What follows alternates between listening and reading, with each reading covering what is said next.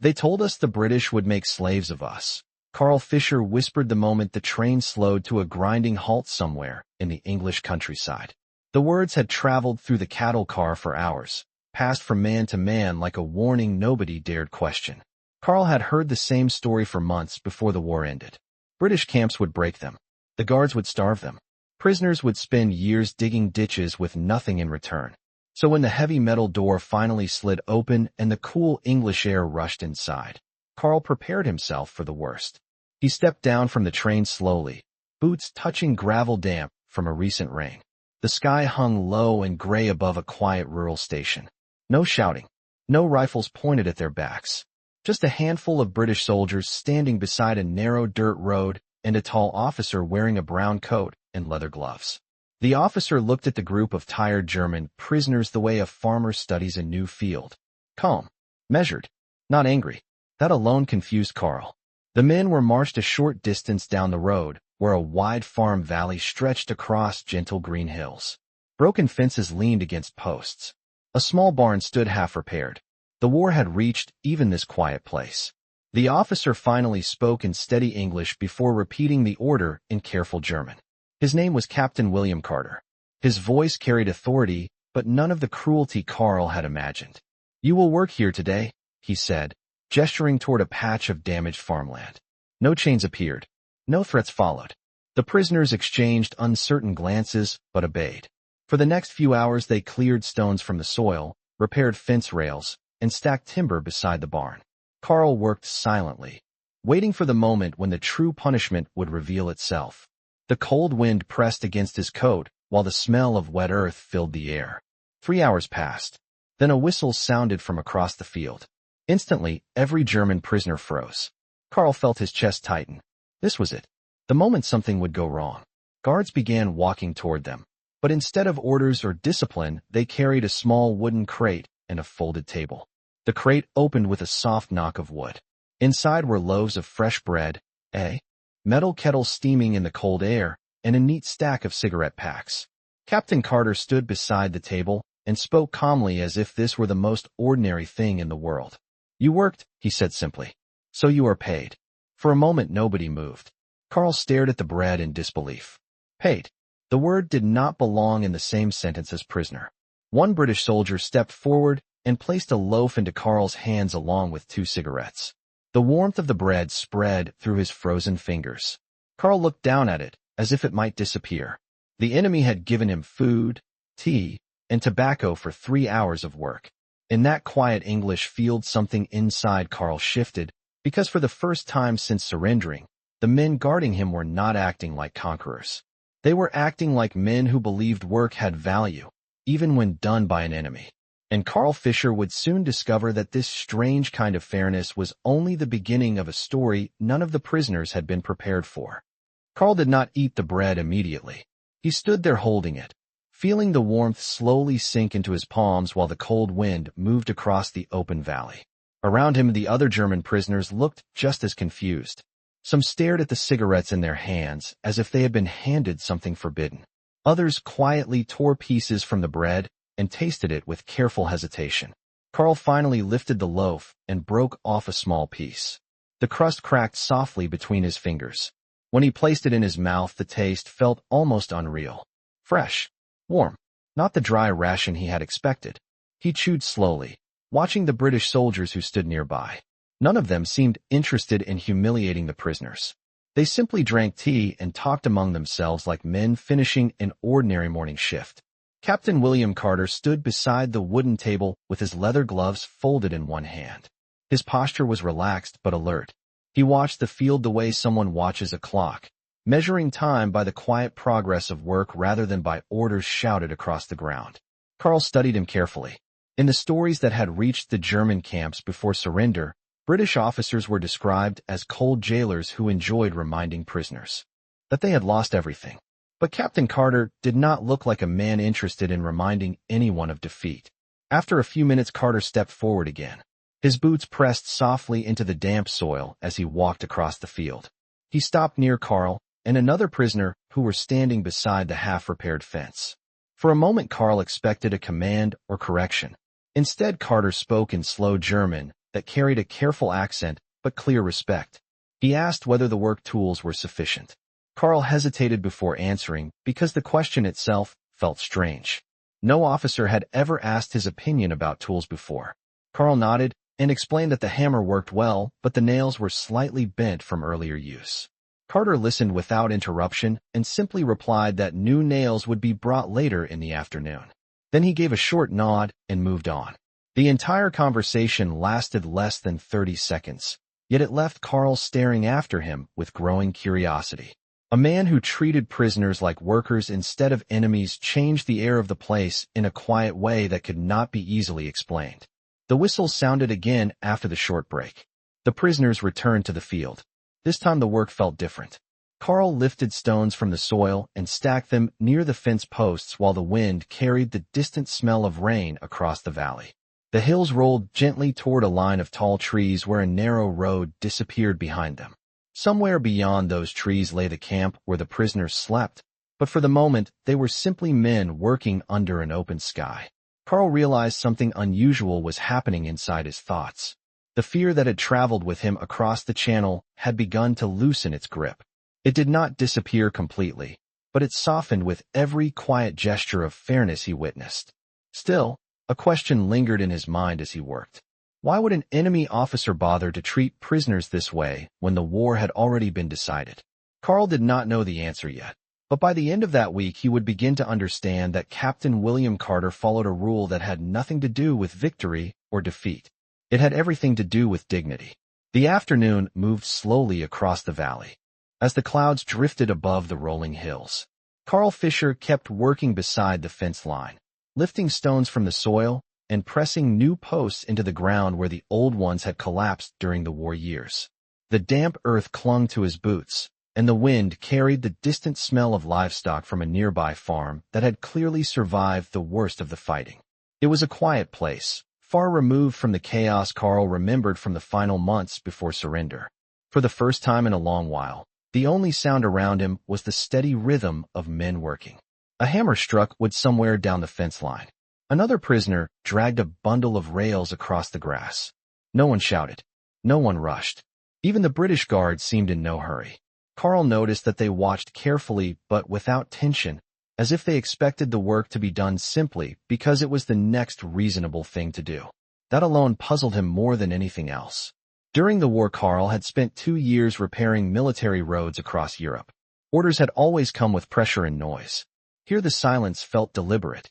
Near the center of the field, Captain William Carter stood with a clipboard and quietly marked notes while observing the progress of the repairs. From time to time, he checked his pocket watch and then scanned the valley with calm attention. He was not searching for mistakes. He seemed to be measuring effort. Carl watched him from a distance and began to realize that the officer treated time itself like a form of fairness. Work was counted. Breaks were respected.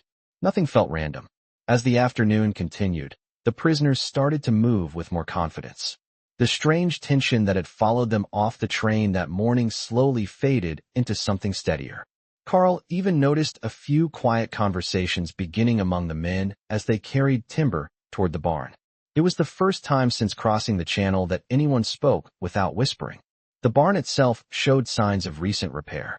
Fresh boards had been nailed across the roof while new beams rested against the side wall waiting to be lifted into place. Carl joined 2 other prisoners who were positioning a support post inside the structure. The smell of dry hay and old wood filled the air.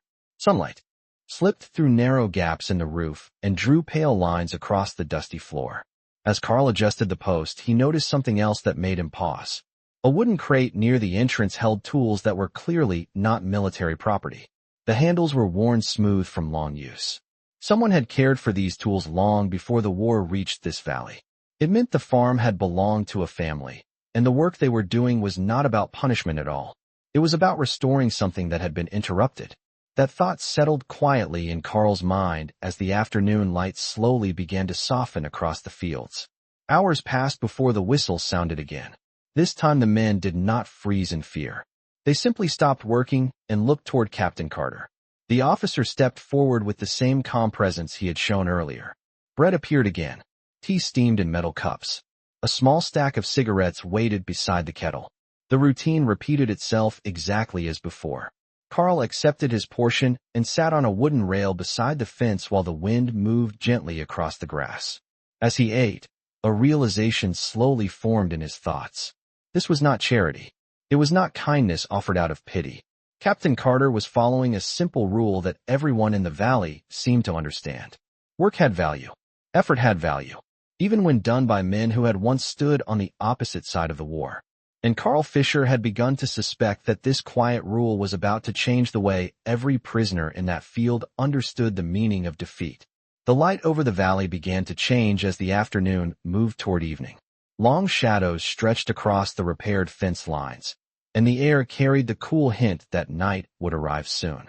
Carl Fisher sat quietly on the wooden rail where he had finished his bread and tea. Around him the other prisoners spoke in low voices, no longer whispering with fear, but with the cautious tone of men trying to understand something unfamiliar. The workday had ended, yet no one hurried them away. Captain William Carter stood near the edge of the field, speaking calmly with one of the British soldiers while checking the notes on his clipboard. Everything about the place felt organized in a way that Carl had not expected from a prisoner camp. After a few minutes, Carter closed the clipboard and stepped forward. His boots moved steadily across the grass until he stood where the prisoners could clearly hear him. He removed his gloves and folded them carefully into his coat pocket before speaking. His German remained slow but respectful, each word chosen with care. He explained that the valley had suffered years of neglect during the war. Fences had fallen. Fields had been left unattended. The nearby farms needed hands willing to rebuild what had been damaged. The prisoners listened quietly as the officer continued. He made something very clear. They were not here to be punished. They were here to work, and work would always be treated as something that carried value. Carl watched the faces of the other men as they absorbed the explanation. Some still looked doubtful. Years of war had taught them to expect hidden conditions behind every promise.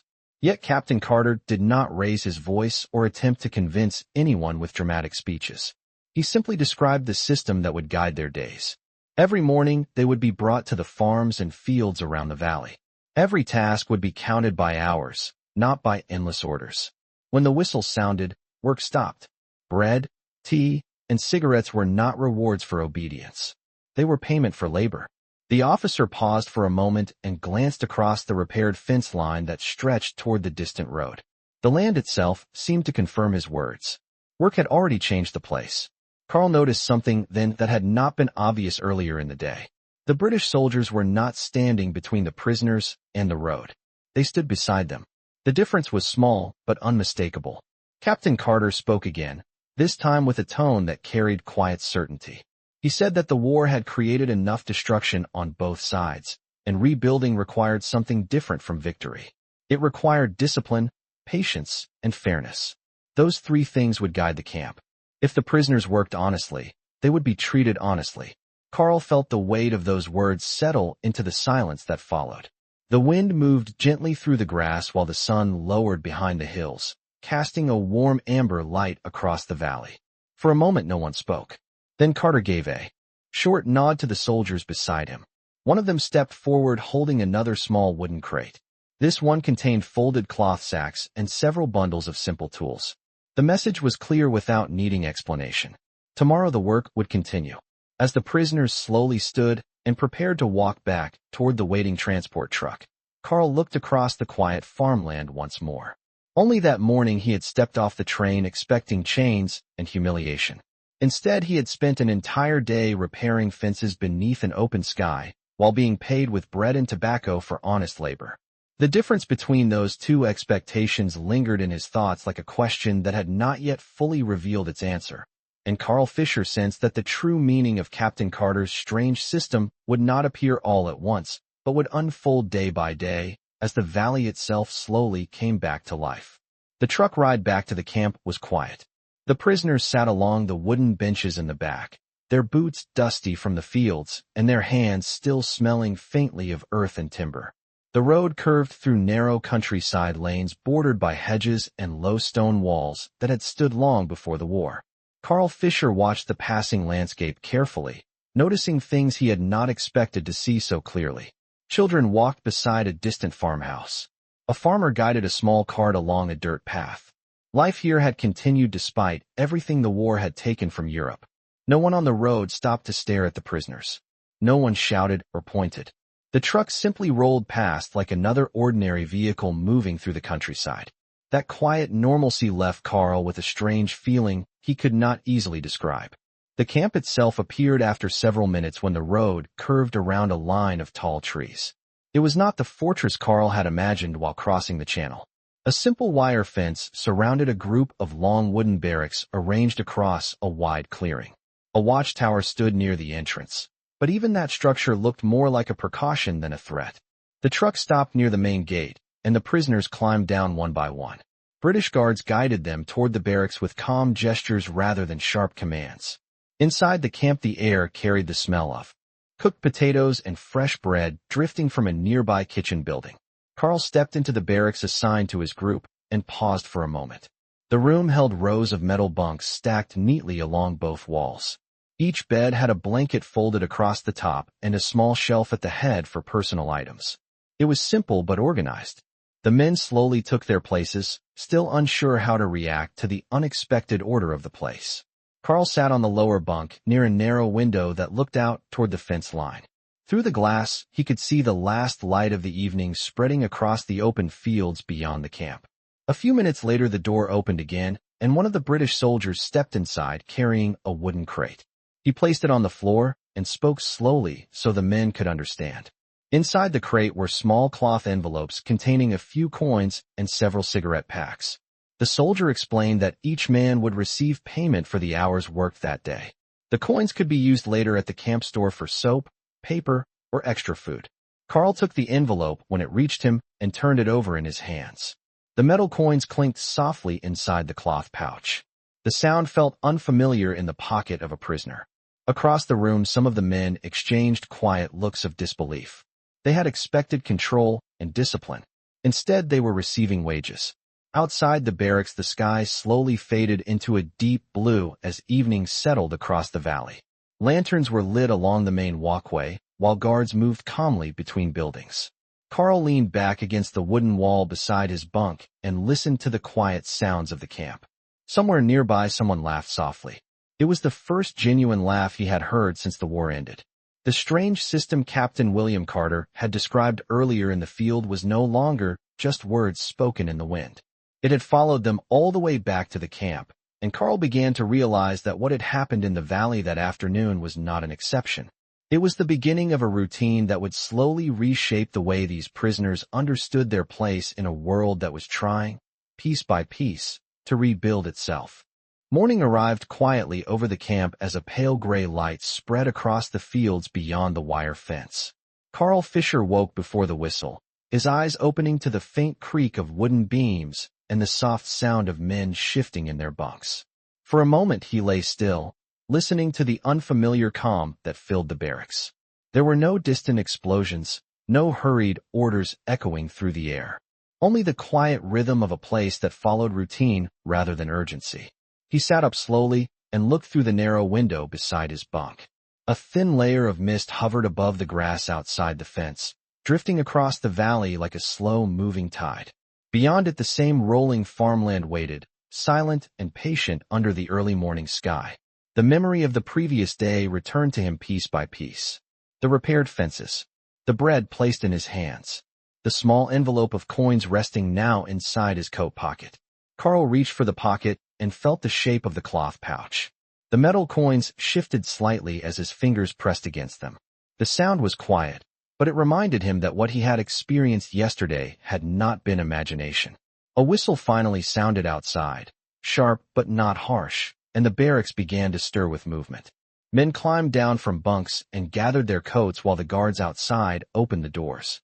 The morning air felt colder than the previous afternoon, carrying the scent of wet grass and distant smoke from a farmhouse chimney somewhere beyond the valley. Carl stepped outside with the others and joined the line forming near the transport trucks. The guards watched calmly, counting heads without rushing the process. Within a few minutes, the trucks rolled forward along the same narrow road they had traveled the day before. As the vehicle moved between hedges and low stone walls, Carl studied the countryside again with growing attention. The valley looked different in the morning light. Dew covered the grass like a silver layer that reflected the rising sun. Fields stretched across the hills in long rectangular patches waiting for planting and repair. The truck eventually slowed near the same farmland where they had worked before. Captain William Carter was already there, standing beside a wooden fence post while speaking quietly with one of the farm owners.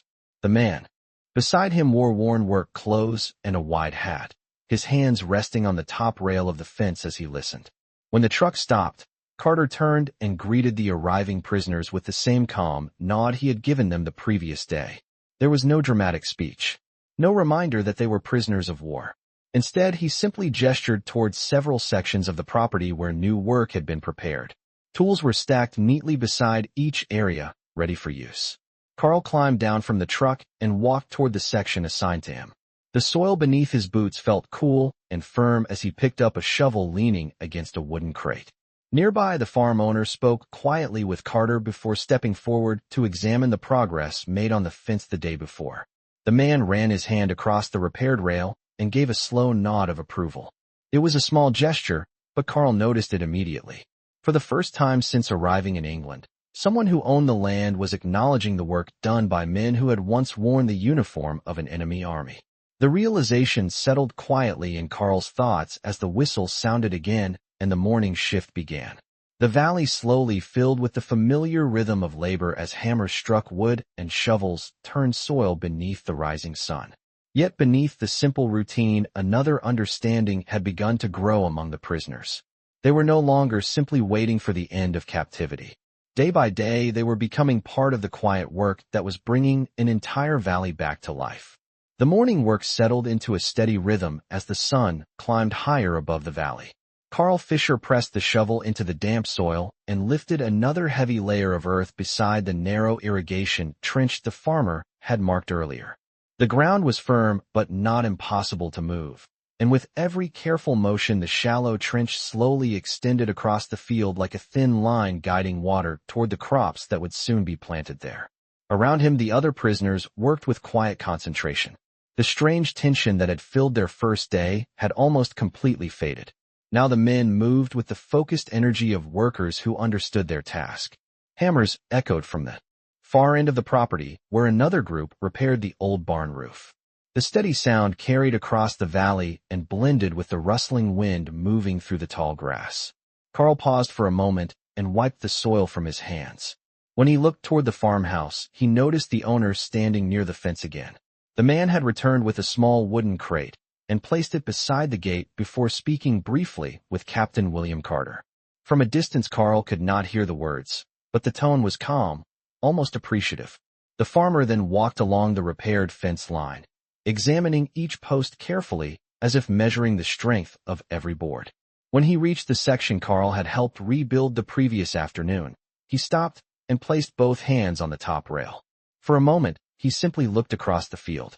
Then he gave a slow nod toward Carter before continuing down the path. The gesture was simple but clear. The work had value.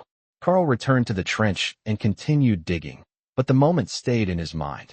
It was the first time he had seen a British civilian quietly approve of something done by men who had once worn the uniform of an enemy nation.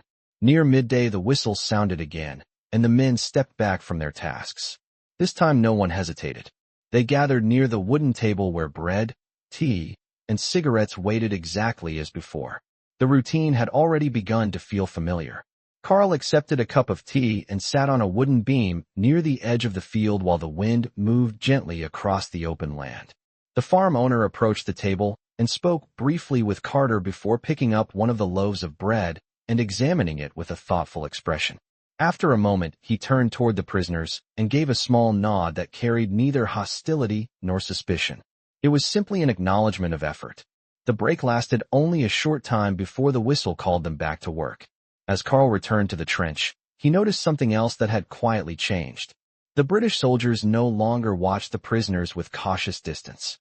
Some of them had stepped closer to the work areas, lifting boards or passing tools where needed. They did not treat the men as threats. They treated them as extra hands helping restore the land. The valley itself seemed to respond to that cooperation.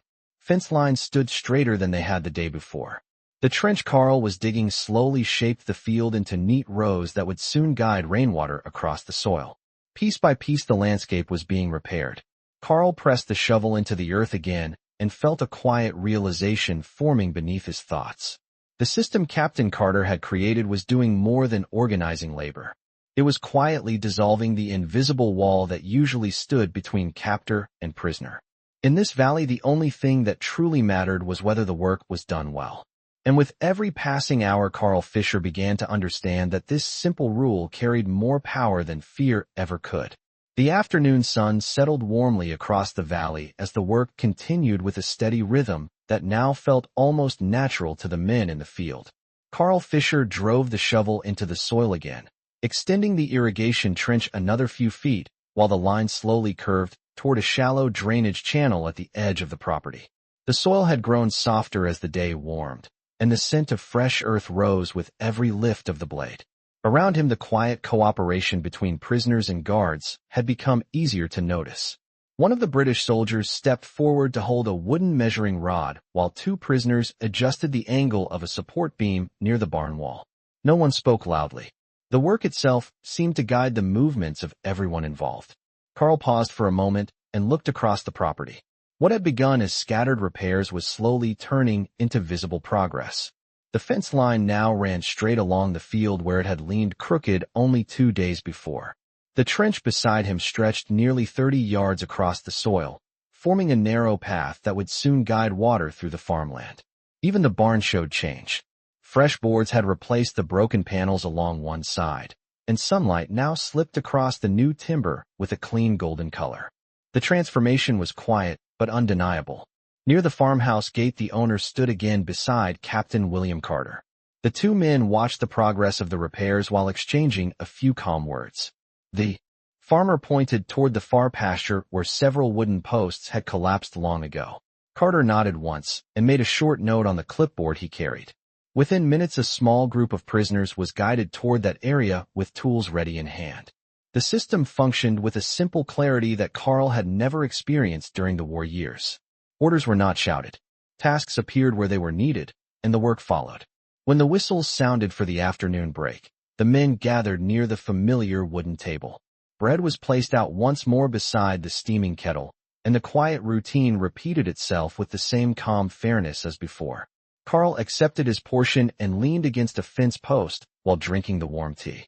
As he stood there, the farmer approached the table carrying the small wooden crate he had brought earlier in the day. He opened it and revealed several bright red apples stacked neatly inside.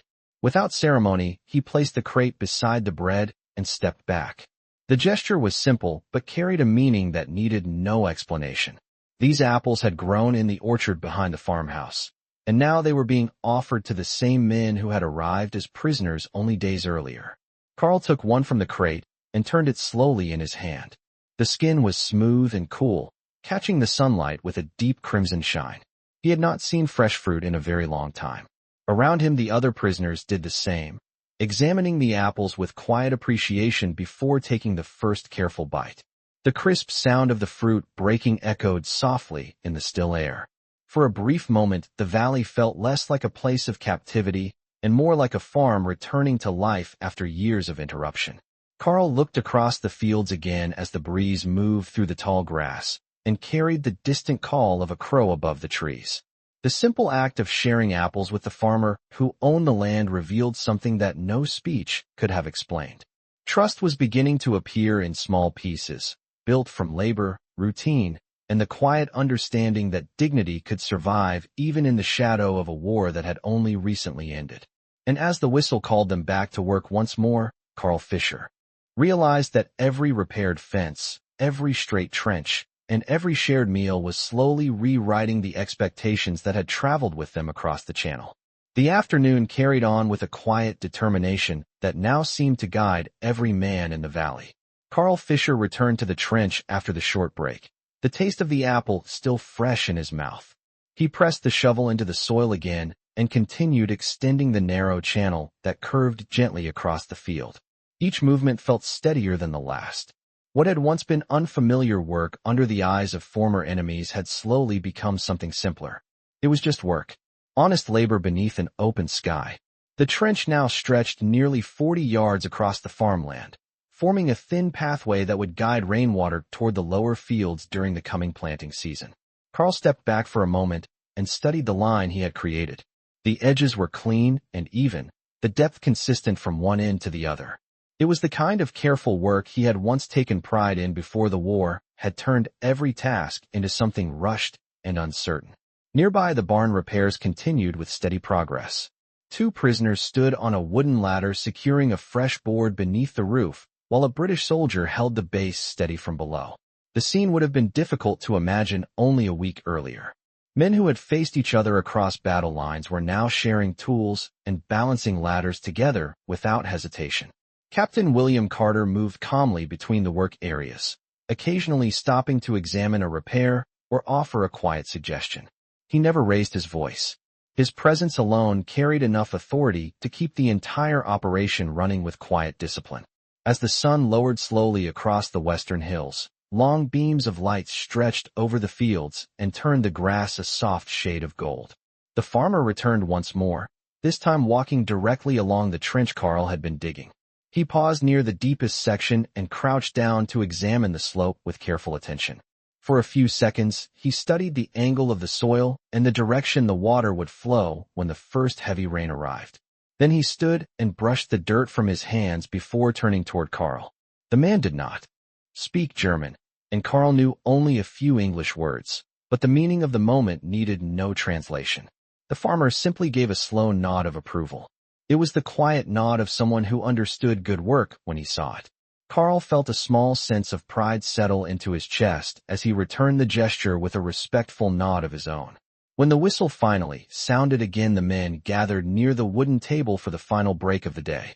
Bread and tea waited as always, and a few remaining apples still rested in the crate beside them. The routine now felt almost familiar, yet Carl sensed that something deeper had begun to grow beneath these daily patterns. The prisoners no longer moved like men trapped between fear and uncertainty. They moved like workers who understood that their effort carried meaning beyond the fences of the camp. As Carl sat on the fence rail and watched the fading sunlight drift across the valley, he noticed Captain Carter standing quietly near the edge of the field with his pocket watch in hand. The officer closed the watch and slipped it back into his coat before looking across the land that had slowly begun to change under weeks of steady labor. The repaired fences, the straight trenches, the rising barn walls all told the same quiet story. A valley that had once suffered from neglect was beginning to breathe again. And in that moment, Carl Fisher realized that something even more unusual was taking place. The same hands that had once been trained only for war were now helping restore a place that belonged to people they had never known. It was a strange and humbling realization. And as the evening light slowly faded across the fields, Carl sensed that the true lesson of Captain Carter's system was still unfolding, one quiet day of work at a time. The final whistle of the afternoon echoed across the valley just as the sun dipped lower behind the distant hills, casting long shadows over the repaired fences and newly turned soil. Carl Fisher rested the shovel against the edge of the trench and straightened his back slowly, feeling the quiet weight of a full day of honest labor settle into his muscles. Around him, the other men stepped away from their tasks in the same calm manner that had now become routine. The valley looked different from the first morning they had arrived. The barn roof held firm beneath fresh timber beams, the fence line stood straight along the fields, and the irrigation trench now stretched like a narrow river of dark soil guiding water across the land. Carl walked toward the wooden table where the final break awaited, the breeze carrying the scent of grass and distant wood smoke from the farmhouse chimney. Bread and tea were placed out once again, simple and steady as always. The farmer approached slowly from the gate, pausing near the repaired fence as if measuring the change that had taken place in such a short time. He ran a hand along the top rail and looked across the open field where the trench now curved neatly toward the lower pasture. His eyes followed the path of the work with quiet satisfaction before he turned toward Captain William Carter. The 2 men spoke for a moment while the prisoners gathered near the table. Carl could not hear the words, but he noticed something different in the farmer's expression. The cautious distance that had once been there was gone. In its place was the calm recognition of someone who understood that the men working his land had restored something valuable. After a few moments, the farmer stepped forward carrying a small leather pouch. He placed it on the wooden table beside the bread before speaking briefly with Carter. The officer nodded once and turned toward the prisoners. His voice carried across the field with the same steady tone he had used since the first day. He explained that the farmer had requested an additional payment for the work completed that week. The repairs had been finished faster and with greater care than expected. Inside the pouch were several extra coins to be divided among the men who had worked the property. For a moment the field fell completely silent. Carl looked down at the coins as Carter placed them beside the teacups. The simple gesture carried more meaning than the money itself. A man who had once watched them with caution was now willingly rewarding their effort. Carl accepted his share and turned the coins slowly between his fingers, feeling the cool metal catch the fading light of the evening sun. The war had ended weeks earlier, yet its shadow still lived. Inside the minds of every man standing in that valley, they had expected resentment, punishment, and humiliation. Instead, they had been given something far stranger. They had been given responsibility. As the break ended and the men prepared to return to the transport truck, Carl took one last look across the farmland. The quiet valley that had greeted them with uncertainty now carried the marks of their work in every direction. Fences stood firm, fields were ready for planting, and the barn once again sheltered the tools that would keep the farm alive. Captain Carter closed his pocket watch and slipped it back into his coat as the truck engine started. The system he had created was simple enough to explain in a few sentences, yet its impact had reached deeper than anyone expected. Carl climbed into the truck and sat along the wooden bench as the vehicle rolled slowly down the narrow country road. The wind moved gently across the fields while the last light of the day faded behind the hills. Somewhere in the quiet rhythm of those passing miles, Carl Fisher realized that the valley had taught him something he would carry long after captivity ended. Even after a war, dignity could still be rebuilt the same way a broken fence was repaired, one careful piece at a time. The truck rolled slowly through the quiet countryside as dusk settled across the fields and hedgerows. Carl Fisher sat along the wooden bench in the back with the other men, his hands resting loosely on his knees while the cool evening air moved through the open sides of the vehicle. The valley behind them faded into the soft blue of approaching night, but the image of the repaired farmland remained clear in his mind. Fences stood straight where they had once leaned, and the trench he had carved through the soil now waited to carry water when the first rain arrived. It was strange to think that such simple work could leave such a lasting impression. When the truck reached the camp gate, the guards guided the men down with the same calm routine they had followed every evening. Lanterns were already lit along the central path between the barracks, their warm yellow glow reflecting softly against the wooden walls. The camp felt less unfamiliar now. The quiet order of the place had begun to settle into the rhythm of the prisoners' days. Carl walked toward the barracks with the others, the small pouch of coins still resting in his coat pocket beside the one he had received earlier in the week. Inside the building, the men moved toward their bunks while the evening meal was prepared in the nearby kitchen hall. The scent of warm soup drifted through the open doorway, and for a moment the barracks filled with a quiet sense of routine that felt almost like normal life. Carl sat on the edge of his bunk and removed the cloth pouch from his pocket. He loosened the string and poured the coins gently into his palm. The metal pieces caught the lantern light as they rested against his skin. They were small, ordinary objects, yet they carried a meaning that still surprised him. Only days earlier he had crossed the channel expecting punishment and humiliation. Instead, he had been paid for repairing fences and digging trenches in a peaceful English valley. Across the room, several other prisoners were doing the same, examining their coins and speaking quietly about the work that awaited them the following morning. The conversations were no longer filled with suspicion. They had begun to sound like the practical discussions of men planning another day of labor. Outside the barracks, Carl could hear the distant steps of guards walking their evening rounds along the fence line. The sound was steady and unhurried. Nothing about the camp suggested fear or hostility. It simply followed the same quiet order that Captain William Carter had introduced from the very beginning. Carl leaned back against the wooden wall beside his bunk and looked toward the small window where the last trace of twilight faded behind the trees. Somewhere beyond those fields, the repaired farm rested beneath the night sky, waiting for the next morning of work that would slowly bring the valley back to full life. As Carl closed his hand around the coins once more, he realized that the greatest change had not happened in the fences or the trenches. It had happened inside the minds of the men who had once expected to be treated as enemies. Day by day, the simple routine of fair work and fair payment had replaced that expectation with something else entirely.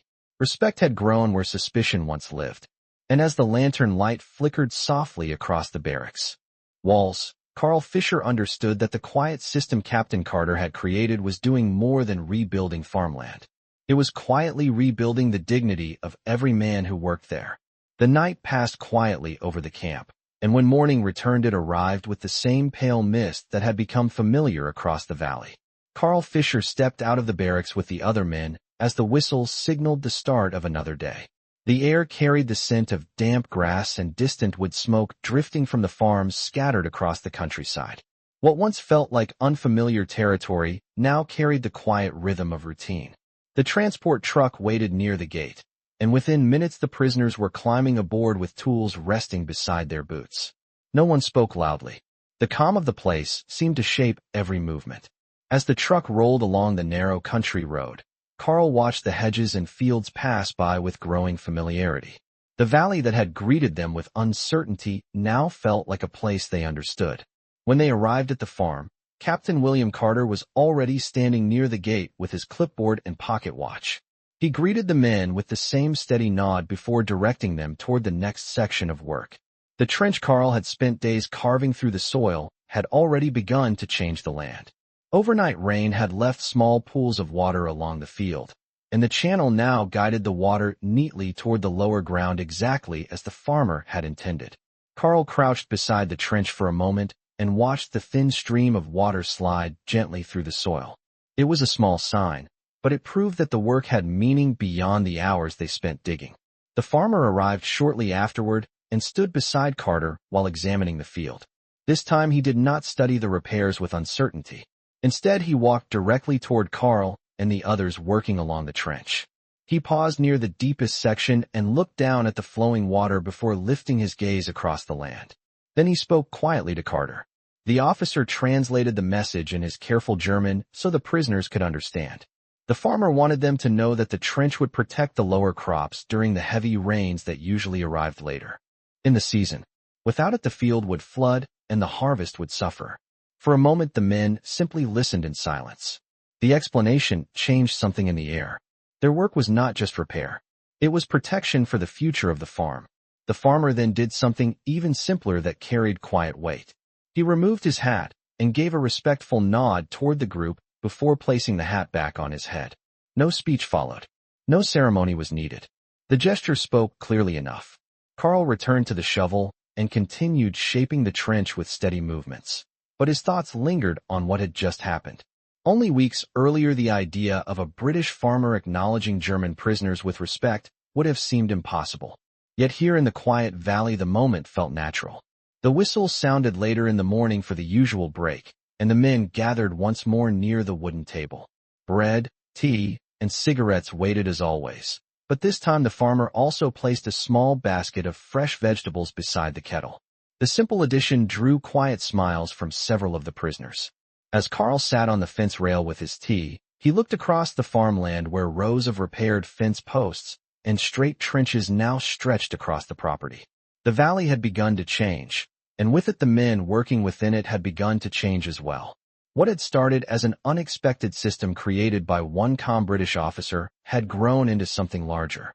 It had become a quiet agreement between former enemies that dignity could still exist after war, and that honest work had the power to restore more than broken fields.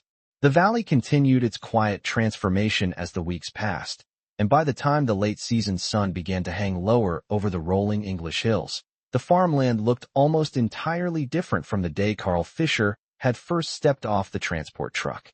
The fence lines now stretched in straight, confident rows across the property, each post firmly planted in the soil. The barn that once leaned under the weight of broken timber stood strong again, its repaired roof catching the morning light like a clean sheet of polished wood. Most remarkable of all was the irrigation trench that curved through the field like a narrow river carved by careful hands. Whenever rain arrived, the water now followed the path Carl and the other prisoners had shaped, flowing calmly through the channel instead of flooding the crops below. On a cool morning near the end of the harvest preparation, Carl stood beside the trench once more and watched the gentle stream of water slide along the dark earth. The sound was soft, almost peaceful. It reminded him that the work they had done had quietly become part of the land itself. Captain William Carter stood nearby with the familiar clipboard tucked beneath his arm, observing the fields with the same calm patience he had shown since the beginning. The farmer walked out from the farmhouse carrying a small wooden crate and paused beside the repaired fence. For a moment he simply looked across the valley, taking in the rows of prepared soil, the steady fencing, and the barn that now stood ready for the coming season. Then he approached the group of prisoners and placed the crate gently on the ground. Inside were fresh loaves of bread and a few bottles of warm cider from the farmhouse kitchen. Carter translated the farmer's words carefully into German so every man could understand. The farmer wanted them to know that the land would produce a full harvest again because of the work they had done. Without the repaired fences and the drainage trench, the coming rains would have damaged the crops. Instead, the fields were ready. The man removed his hat once more and gave the same respectful nod he had offered before, but this time it lingered a moment longer. Carl felt the meaning of the gesture more deeply than any speech could have expressed. War had placed them on opposite sides of history, yet the simple act of rebuilding a farm had quietly changed how they saw one another. The whistle eventually sounded for the final break of the day, and the men gathered near the wooden table that had become such a familiar part of their routine. Bread was shared, tea steamed in metal cups, and the calm breeze moved across the valley carrying the distant sound of birds settling in the trees. Carl sat on the fence rail and looked across the fields that had once seemed like foreign ground. Now they carried the marks of honest work, careful planning, and something even more lasting than either of those things. They carried the proof that dignity could survive even in the aftermath of war. As the truck arrived to return the men to camp, Carl climbed aboard and took one last look across the quiet farmland.